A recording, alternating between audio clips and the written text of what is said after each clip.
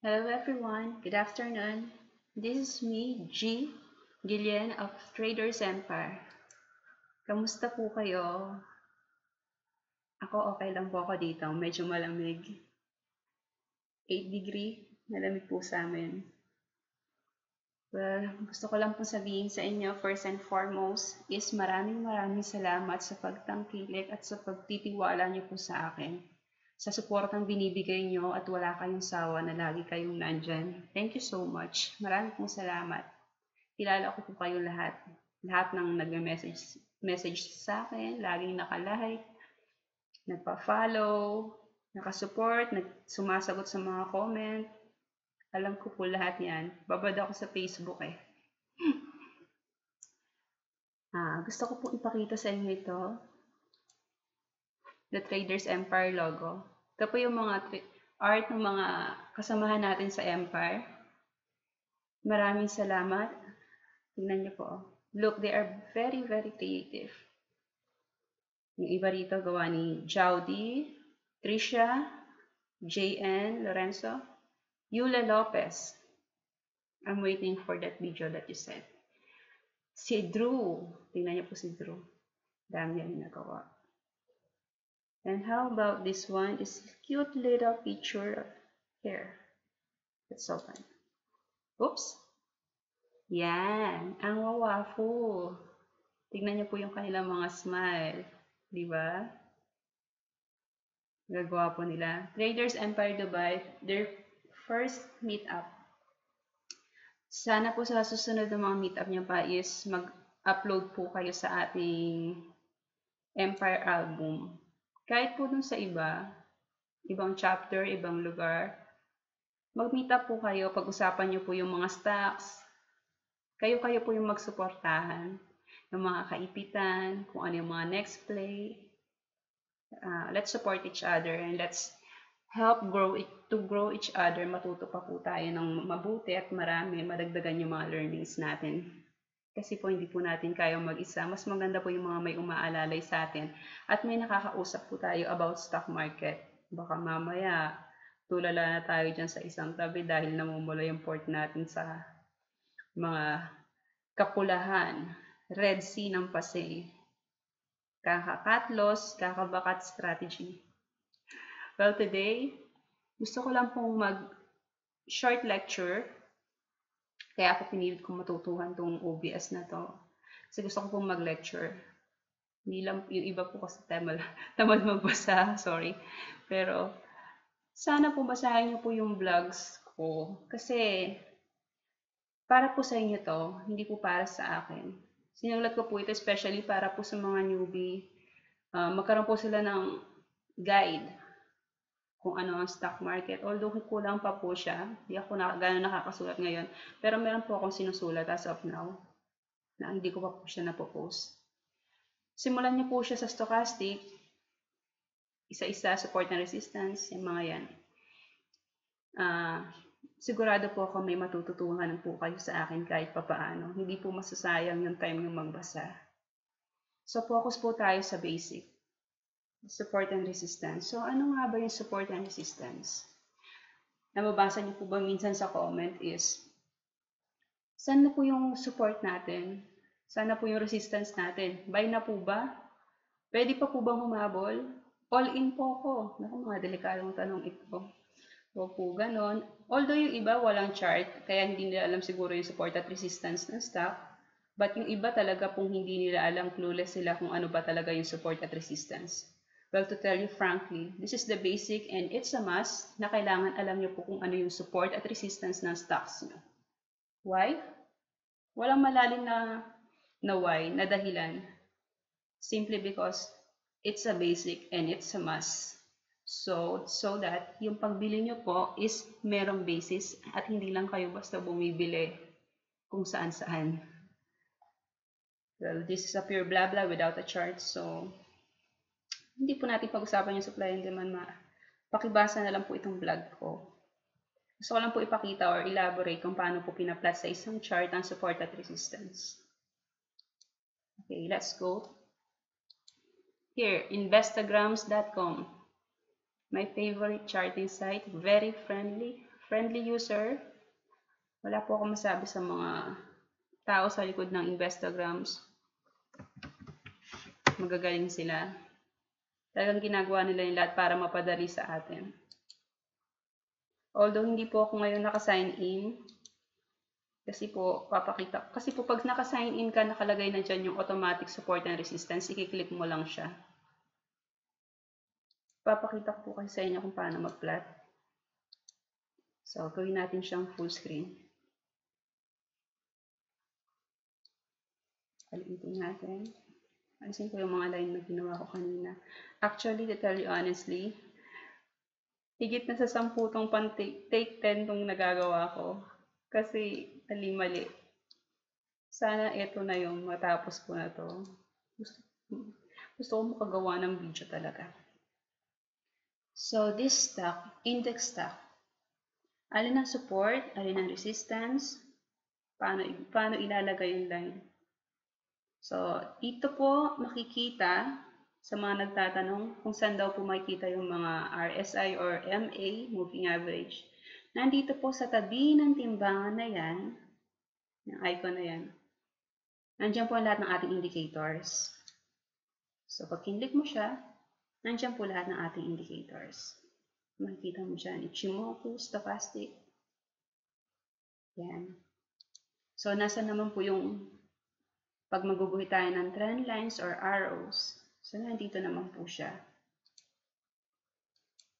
Yan, trend line, horizontal, arrow. And how about Fibonacci. Nandito po siya sa pitchfork. Yung parang tinidor. Yan po, pag pinindot mo yan, yung Fib retracement, yan po ang Fibonacci. Okay, but that's not our topic for today. Sa support and resistance po tayo. So, how to plot it? Titignan nyo po yung mga kandila. Minimize pa natin.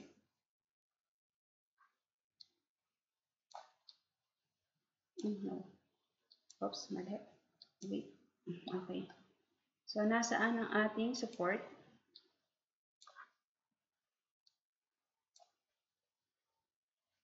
Sa mga chartists, isang tingin lang talaga alam na nila. Pero for the newbie, please bear with me.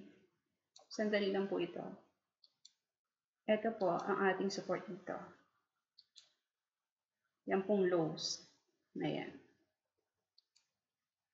Kung makikita nyo po, ilang beses na na-retest ang lows na yan. 1, 2, 3, 4, 5. Ilang beses na-retest. At pagdating po dyan ng kandila, automatic is tumatalbog siya. The other term, parang, kumbaga is, ito yung ground, na kung saan, kunyari may bola ka, tumalbog siya sa ground, nagbabounce siya kapag sumayad siya sa support. Nagbabounce pataas.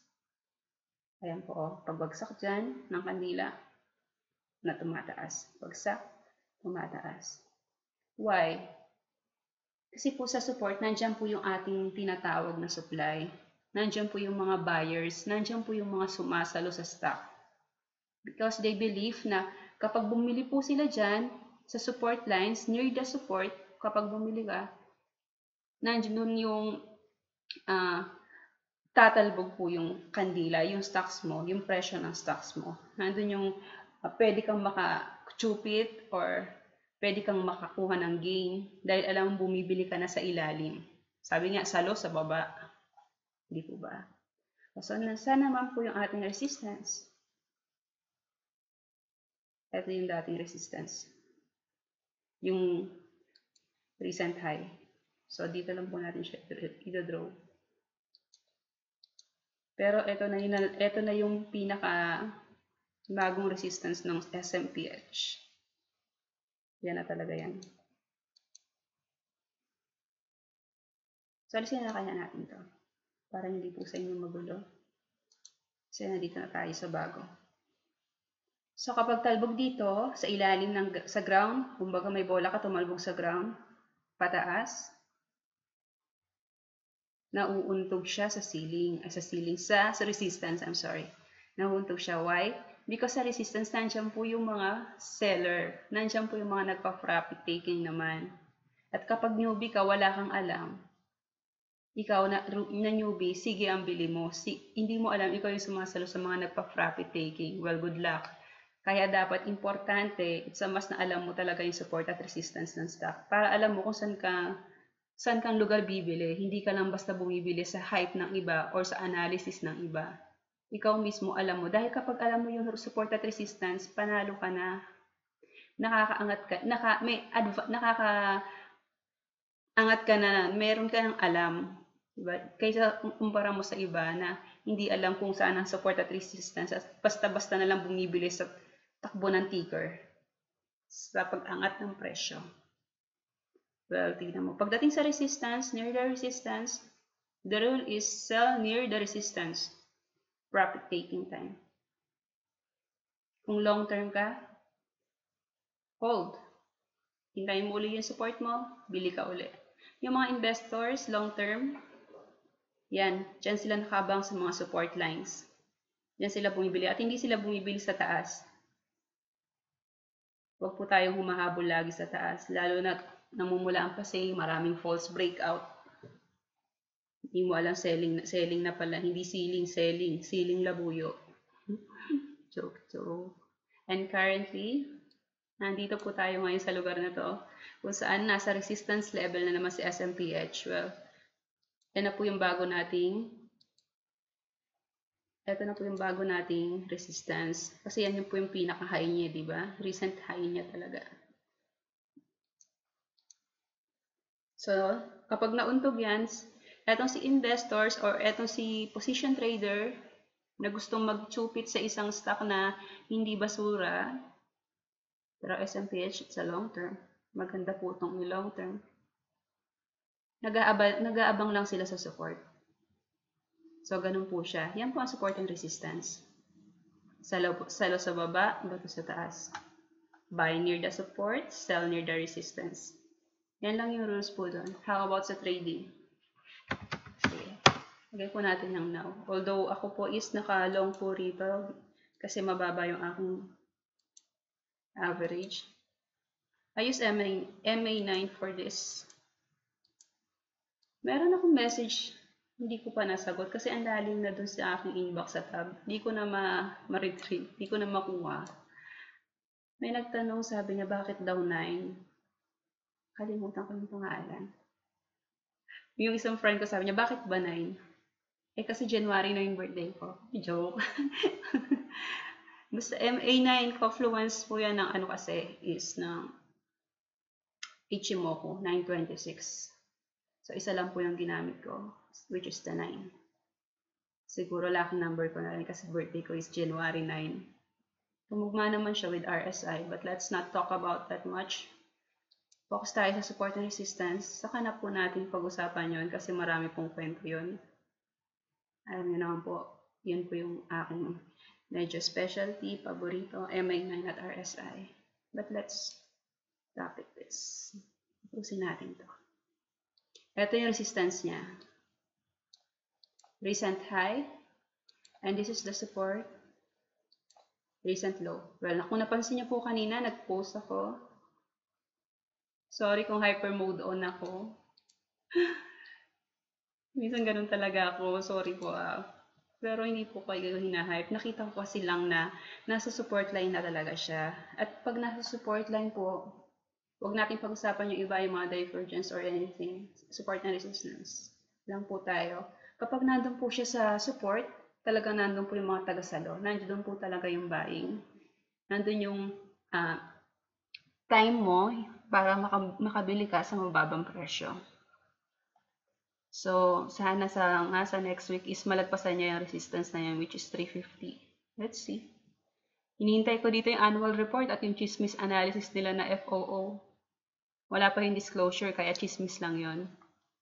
It's just a bonus kung may mga tip tayo, may mga chismis. Pero at the end po, remember na it's the chart. Chart is your friend. Hindi po yung mga chismis na yan. Huwag po kayong makuha sa mga hype-hype kasi makikita nyo po ang kabuuan sa chart. Isang tingin mo lang, may kwento po tayo.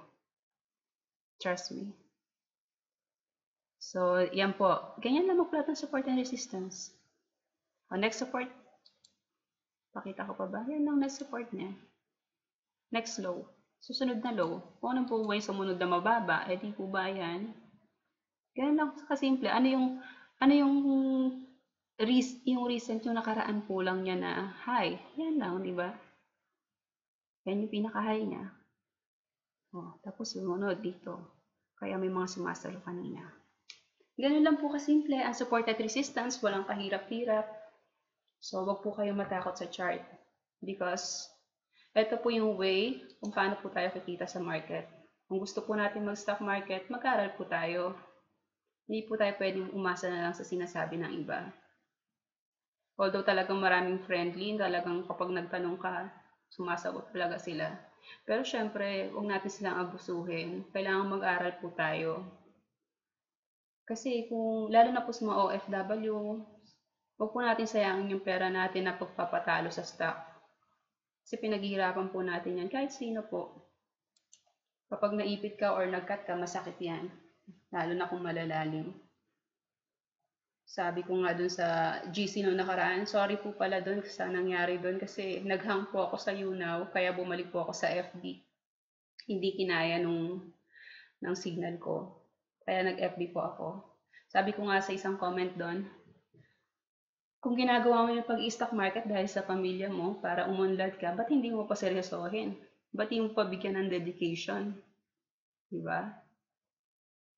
And isang pang ko doon, comment is, gusto kong sabihin sa mga kaibigan ko na nakakita ako ng way para yumaman. Although parang tunog scam, di ba? Kasi sabi po nila sa stock market is walang guarantee. But sa isang side ng utak ko, parang may nagsasabi na hindi mo palang nakita. Pero meron. Pwede. Pwede kang kumita rito. Pwede kang yumaman dito. Pero hindi basta-basta. Kailangan mo ng dedication, ng passion at pag-aaral. Kasi kung hindi, kakainin ka lang ng buo ng market. So, please, mag-aaral po tayo. Yun lang po yung mapapayo ko sa mga nasa stock market. Tayo lang po din ang tutulong sa sarili natin. Pero thank you pa rin po sa mga sumusuporta at sa mga mabubuting tao na sumasagot at hindi mahilig mag-hype. Maraming salamat. Tapos na po tayo. Thank you so much. I hope na napaliwanag ko po mabuti. Although, this is my first time. Sana po, naintindihan niyo po.